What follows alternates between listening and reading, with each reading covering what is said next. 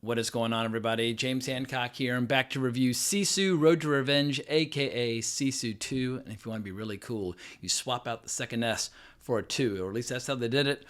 In the poster, in any event, this movie reunites the creative team from the first Sisu, which came out in 2022. Specifically, actor Jorma Tommila, I'm sure I'm saying that incorrectly, as well as writer-director Jalmari Helander. But for those of you who appreciate brevity, the short version of my review is, if you like Sisu, you're going to like Sisu Road to Revenge. The only real differentiating factor this time around is that the budget's twice as big, but it's still a very small, low-budget action movie. The budget's $12.2 million. But this time around, he gets to share the screen with his adversary, Igor Dragunov, played by the great Stephen Lang. And Stephen Lang, most people know him these days from the Avatar movies, but he was in Tombstone and Manhunter and all kinds of good stuff. In any case, here is the premise this go-around. After returning in 1946 to Soviet-occupied Karelia, where his family was brutally murdered during World War II, Tommy Korpi, the man who refuses to die, dismantles his old family house, loads it on a truck, and is determined to rebuild it somewhere safe in their honor. When the Red Army discovers Korpi's arrival on their soil, Igor Dragunov, the man who killed his family, comes back hell-bent upon finishing the job. Kill the legendary ex-soldier by any means necessary.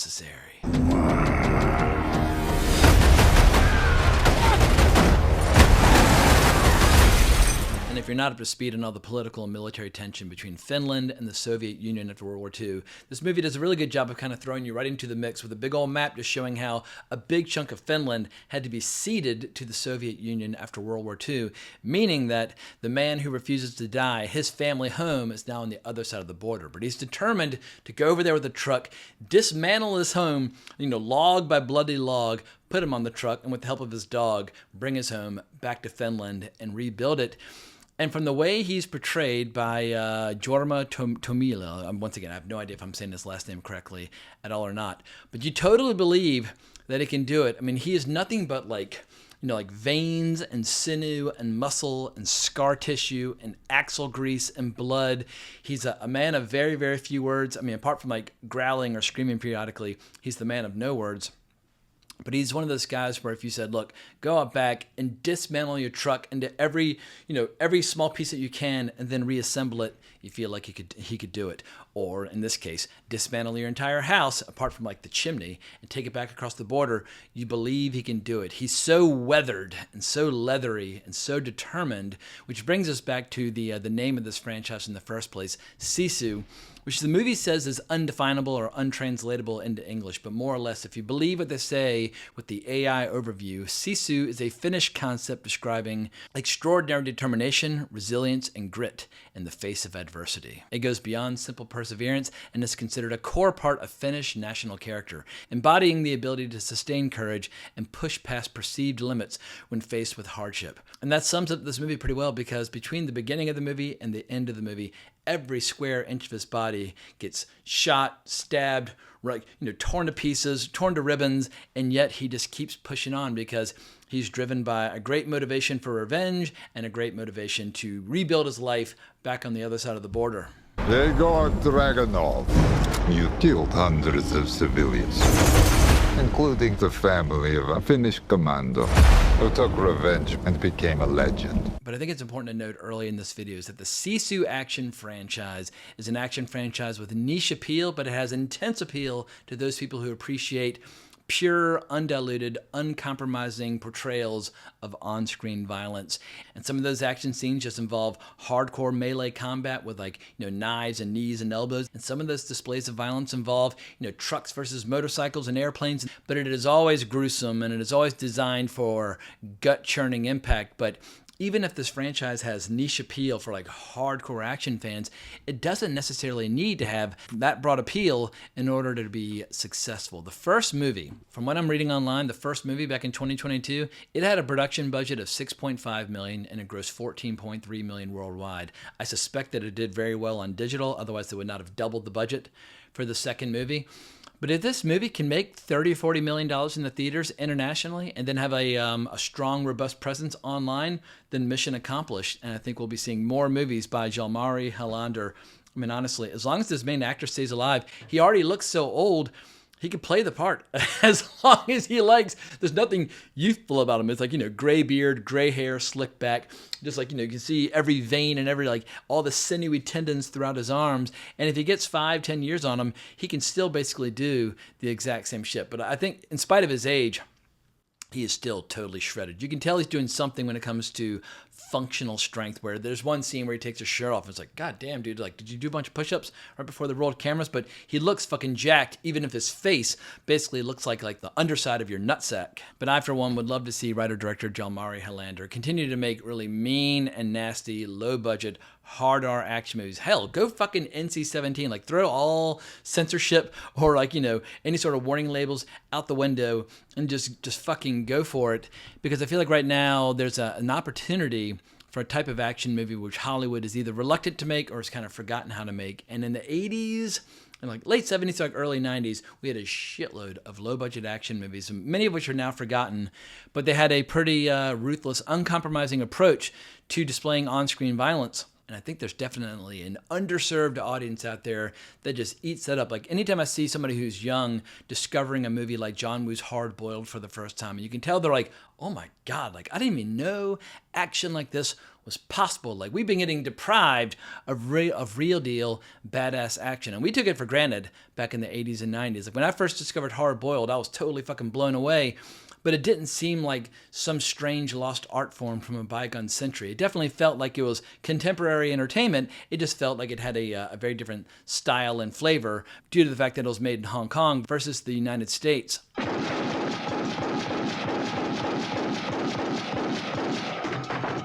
I think as the movie business continues to become decentralized and becomes much more of a global industry as opposed to a one industry town out in Los Angeles, there are abundant opportunities for some crazy Finnish director like this director to come along and rattle people's cages with the type of action movie that we just very rarely see in the United States. Or if they do make it, it's done with like such low production quality or such like lousy acting that it's easy to kind of overlook it or forget it or disregard it.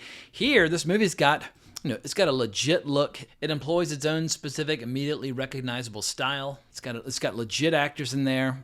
I should also mention that Richard Brake is in here as a KGB officer, and he is the guy who shot Bruce Wayne's parents in Batman Begins 20 years ago. But he's aged very well. He looks like he hasn't aged a day in the 20 years since Batman Begins, but he's fantastic in here as well. And he basically, at the beginning of the movie, finds Stephen Lang, rotting in some ridiculous Siberian prison where he's like in his underwear with like rain and snow, barefoot and everything, just like, hanging out with this big giant metal ball. And he's like, we need you to go kill the man who's on a killing rampage. He killed 300 Russian soldiers, and it's all your fault because you killed his family and drove him crazy. So it's your classic revenge scenario. And I'm not going to tell you that Sisu Road to Revenge starts strong and stays strong all the way through. I think it starts strong, fades in the middle, and then comes roaring back in the final third. But what I like about it is that it gives you an interesting mix of completely, totally ridiculous, over-the-top violence, as well as really grounded, down and dirty violence. And depending upon your taste and preferences, you're going to like some scenes more than others. Like the scenes where we see the man who refuses to die in his truck going to war with like planes trying to drop bombs on him and that sort of thing. It's so completely, totally ridiculous and over the top that it kind of took me out of the movie. But what I really like is when he's like in a train car with like a knife and his underwear and just covered in blood and just systematically going one person at a time. 6 stabs in your back and like 5 stabs in your chest and so on and so forth. That action choreography is really gruesome and in your face and really believable. And I think the best parts of this movie are the ones that are grounded in reality. Just like little details, like everything about his wardrobe all looks very lived in and very weathered. He just has all these crazy kind of like leather straps. I'll be like, what are those leather straps going to? Or what do you need them for? Like most people just need suspenders or a belt. But for whatever reason, he's just always covered in weathered leather. But it makes him look totally fucking badass. And even if he's not been in battle, he's always got either blood or grease all over his face. Just everything about him just seems as rugged as humanly possible. And Hollywood movies right now are not rugged at all. So if you're starved for some ruggedness, some grit in your action, there are some scenes and some ingredients in this movie where you're like, yes, this is such a refreshing change of pace. Like going outside to an actual location, like stop going to a fucking soundstage and putting up all those green screens and then filling in the gaps on the computer after the fact. Sometimes people just want to see like one guy in a truck and 3 guys on motorcycles going to battle on a fucking road.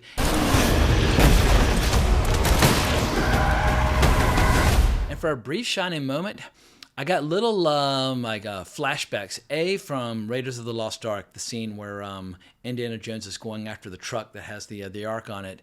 But I also got some flashbacks to Mad Max Fury Road, or even going, if you want to go back to the Road Warrior. But I feel like the Road Warrior is like, this movie doesn't have like crazy metal spikes and mohawks and assless chaps and that sort of thing.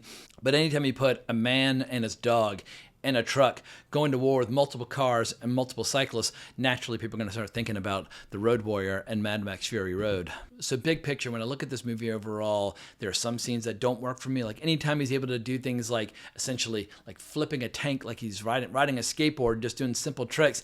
Like at that point, I'm like, all right, this is just getting so ridiculous that I've completely lost touch with any sort of reality in the movie. On the other hand, there are just as many scenes, if not more so, where they're incredibly grounded in reality. Like at one point he's on a train and he's trying to avoid detection, and a drunken Russian soldier has dropped a bottle of vodka on the ground. But at one point you see him kind of rolling over broken glass in order to hide. And there's something about watching like the glass going into his back and him grimacing in pain. It's far more immersive, far more intense, far more gruesome than anything involving a plane or a train or any of the large vehicles in this movie. So I love all that stuff. But in the end, what I like about the concept of it all, even though he might be the man who refuses to die, he's definitely not the man who is incapable of being hurt. And I think that's a big problem with a lot of Hollywood action movies, where the heroes never really have to overcome anything because they're so good at what they do. They just kind of moonwalk through the whole movie and then they go home with a smile on their face, and the audience is never really put through the ringer. This movie's got torture and dismemberment and all kinds of horrible things going on. And those torture scenes are where Stephen Lang really gets to shine, because Stephen Lang, while he is still a very fit guy, he is in his 70s. I mean, you can tell he's not skipping leg day. He's still going to the gym. But once you're in your 70s, it's very tough to do action choreography convincingly. But if you're just like sitting in the corner and saying scary shit while people do horrible things to your lead character, that's much more believable. Although what's not believable is Stephen Lang's Russian accent, because in the absence of actual dialogue from the central character, who, once again, unless he's growling or screaming, he basically doesn't talk in this movie. He's kind of nods and snarls and does everything with his eyes. He's got an incredibly he's got an incredible command over his facial features, and he's able to communicate a lot of great emotion. But there are a lot of one-sided dialogue scenes where it's just Stephen Lang with his atrocious Russian accent, and he's like, talking about how this guy's a crafty motherfucker and all that kind of stuff. But I was like, dude, I don't speak a word of Russian. I have a feeling I could do a better Russian accent than what you're doing right now. You stubborn motherfucker. Unleash hell. But Stephen Lang is a recognizable name. He's a recognizable face. He's done a million shows and movies. He's done horror movies, action movies, science fiction movies. I recognize that at this point they're like, we need to get a name actor in here to increase the visibility of this franchise. But for Westerners who might not necessarily be familiar with all the ins and outs of Finnish cinema, I imagine at a certain point, Jorma Tommila, he'll become a recognizable face to American action enthusiasts just because of these two movies. Like at this point, after two Sisu movies, it would not be outside the realm of possibility. Let's say if Sylvester Stallone wanted to make another Expendables movie. I guess that would be Expendables 5. I believe 4 was the last one. But if he were to make another Expendables movie where he's always bringing in different generations of action stars from around the world, it would be totally appropriate for Jorma Tommila to make an appearance, either as a villain or as a hero or whatever. But at this point, once you've made two good action movies, well, then you can basically appear in action movies as a hero or villain or henchman or whatever for the rest of your life. So don't be surprised if this guy continues to appear in movies for the next 20, 30 years, just, holding up Tommy guns to people's faces and just holding down the trigger until it runs out of bullets. But I feel like I've been talking quite a bit at this point about the movie without actually addressing what do I really feel about Sisu Road to Revenge. I guess in the grand scheme of things, I would say it's a very solid action movie, but not necessarily one of my favorite action movies. And it's not necessarily one of those action movies where I'm going to text some of my friends and say, dude, you got to watch Sisu Road to Revenge. It's fucking insane. I think I like what Sisu Road to Revenge represents more than the final product. I like the idea of other countries creating rival action movies to kind of take advantage of the fact that Hollywood really doesn't make these kinds of movies anymore. And I like seeing new stars and new filmmakers emerge within the action genre where they've got their own style and their own way of doing things. So like on paper, I love everything about it, and I would love to see Sisu Road to Revenge make crap loads of money, because that would encourage more people to make more action movies. And whether these action movies are being made in Indonesia or Thailand or out in the middle of nowhere in Wales of all places, as we saw earlier this year with Gareth Evans and his movie Havoc starring Tom Hardy. For me, of all the action movies that I've seen this year, I think that movie's got the best action choreography or the best action scenes. What is the best action movie overall in 2025? I'll have to think long and hard about that, because like, do you judge an action movie as like a movie? Like Predator from 1987 is a fantastic movie that is also an action movie, a science fiction movie, a horror movie. It's many things, but first and foremost, it's just a kick-ass, awesome fucking movie. Has there been a really great movie this year that happens to be an action movie?